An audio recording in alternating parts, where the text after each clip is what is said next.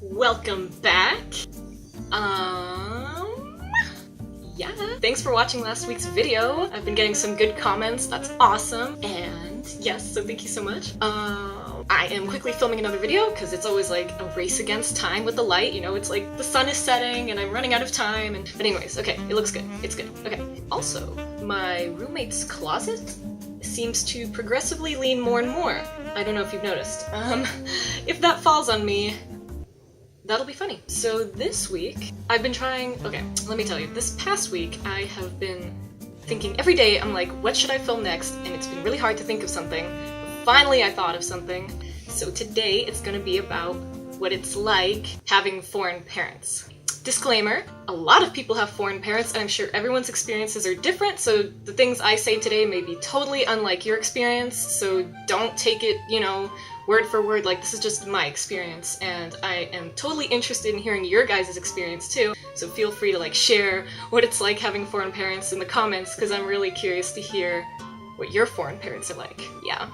Just for background, my dad is from France, and my mom is from Austria, so that's why I call them foreign, because they like weren't born here and they moved here in like their 20s. I was born here, so I've spent my whole life speaking English and growing up in America, but I've definitely had their cultural influence while I grew up, and so that's why, you know, obviously I feel like, not like a foreigner, but like, I'm not exactly American, you know?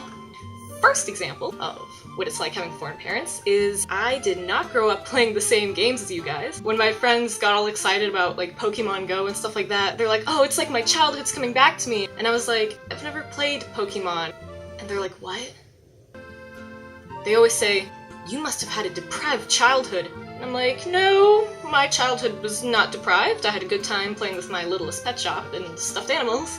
It was just different. Because, you know, my parents were from Europe, and so they didn't grow up playing Pokemon, so they didn't, you know, transfer that to me. It was kind of like, I don't know, I had stuffed animals and I was happy. And toy horses. I had lots of toy horses, but you know, crazy horse girl. So yeah, games were different, I'm sure, like, I don't know, I feel like people in America play different games than we do. Like, I know a lot of like European type board games. I wish I had them, then I could show you. Like, there's this one that's kind of like Sorry, but it's different. It's really fun though. I'll see if I can find a photo online. You know what? Here are just a bunch of photos. I'm gonna pile them up. Different games that I used to play. Yeah. Pronouncing words differently. I'm sure that's like a thing wherever you go, but I've noticed a few particular words that my friends are like, why do you say it like that? Like, okay, Iron Man, whatever. I say Iron Man, like the ironing board, or this is a piece of iron, but apparently people in America say iron. I was just like, what? Like, I literally didn't know that. I mean, it's cool, whatever. But my parents always said iron, so I was like, iron! This is iron, not iron. I mean, it's even spelled iron. Whatever.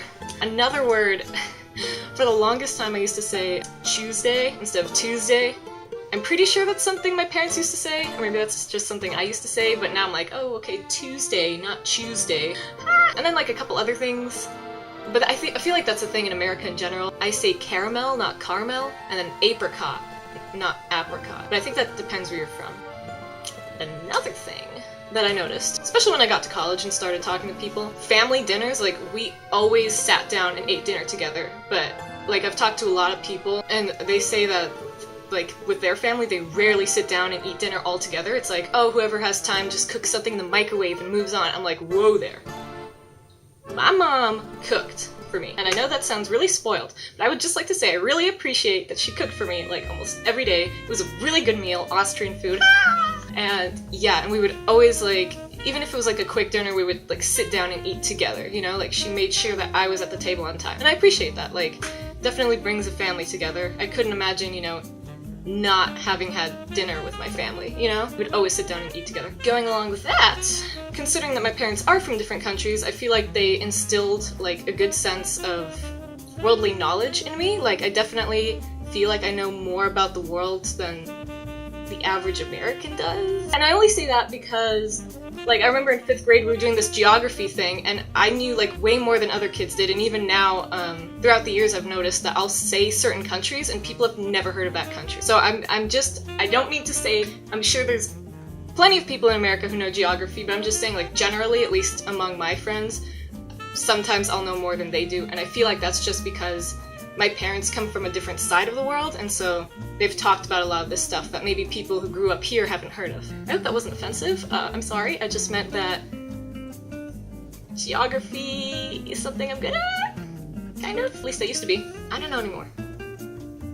I've been meeting a lot of smart people in college, which is good. It's good. But yeah, just stuff like that. You know, especially the feeling more connected with the world and knowing more about the world outside my own. Like, America's such a huge country that typically I feel like Americans just stay within that because, I mean, there's already a lot of diversity just from one coast to the next, so people don't really like to expand past that, but I'm grateful that I'm able to know more about the world because my parents come from outside the country, so that's a good thing. I mean, I encourage anyone to find out more about the world if you can. So yeah, that's like the basics of like my experience with growing up with foreign parents. I'm really curious to know what your parents were like, so please share your stories with me. That would be really funny.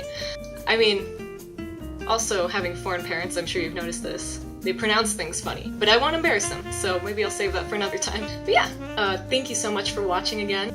I'm still waiting for suggestions. Like, feel free to suggest whatever you want, like what you'd like to see me talk about, or any questions you have, or anything you want to know, and I will totally answer that in another video. But thank you so much for watching, and have a good day, week, month. Yes! Woo!